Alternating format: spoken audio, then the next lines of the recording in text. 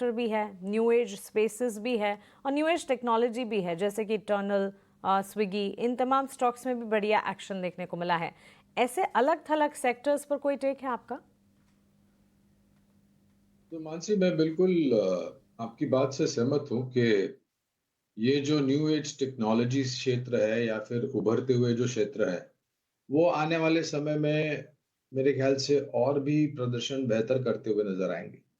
फिर आप उस विचारधारा से, अगर आपकी निवेश की समय सीमा जो है वो 3 साल, 5 साल या उससे अधिक है, और आप निरंतर हर महीने या जो भी आपके पास निवेश लायक रणनीति है उसका प्रयोग करके आप निरंतर निवेश करते जाते हैं, तो जोमैटो यानी कि इटर्नल खरीदारी की सूची में है।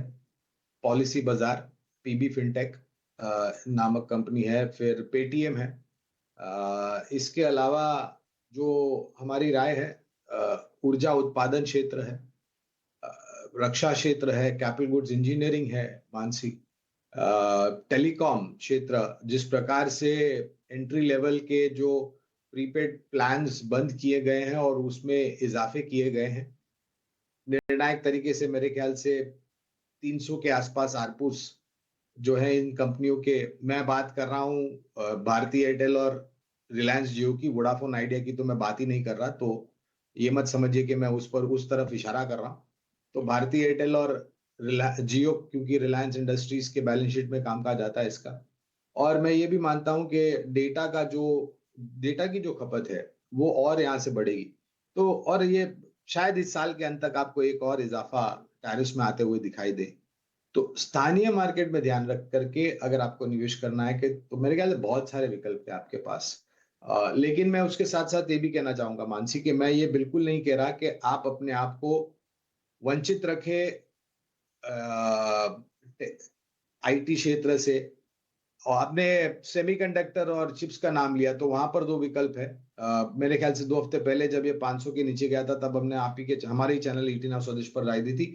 वो है पीजी इलेक्ट्रोप्लास्ट। इसके अलावा सीजी पावर एंड इंडस्ट्रियल, मेरे ख्याल से इस महीने के अंत तक या अगले महीने इनकी एक नई उत्पादन क्षमता गुजरात में शुरू हो जाएगी। योगदान अच्छा आने की संभावना है। तो सीजी पावर है।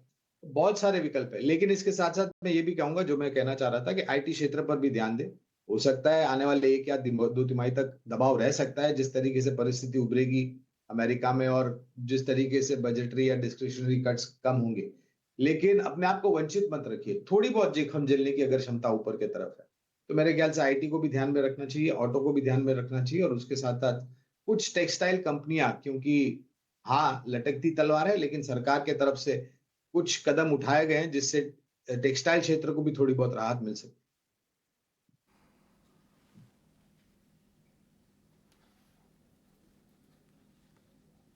चलिए, पीजी इलेक्ट्रोप्लास्ट पसंद है गौरांग सर को। 1% की तेजी हम इसमें देख रहे हैं शुरुआत में। और रिलायंस, भारती एयरटेल, कुछ और दिग्गज हैं। ये दोनों के दोनों टेलीकॉम से भी जुड़ी हैं। रिलायंस तो खैर एक कॉन्ग्लोमरेट है, तो उसमें आप रिटेल भी देखेंगे, टेलीकॉम भी देखेंगे, ऑयल टू केमिकल, ये तमाम चीज़ें उसमें होंगी। इटर्नल, पीवी फिनटेक, पेटीएम, ये आपको न्यू एज टेक्नोलॉजी स्टॉक्स में गौरांग सर को ये पसंद है।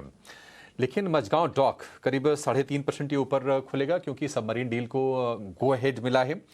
जहां पर हम देख रहे थे गिफ्ट निफ्टी के संकेत जो आ रहे थे ना 50 अंक ऊपर खुलने के, लेकिन बाजार के जो लेवल सेटल हुए हैं वो करीब करीब 78 अंक ऊपर आपको दिखेगा। निफ्टी 24,950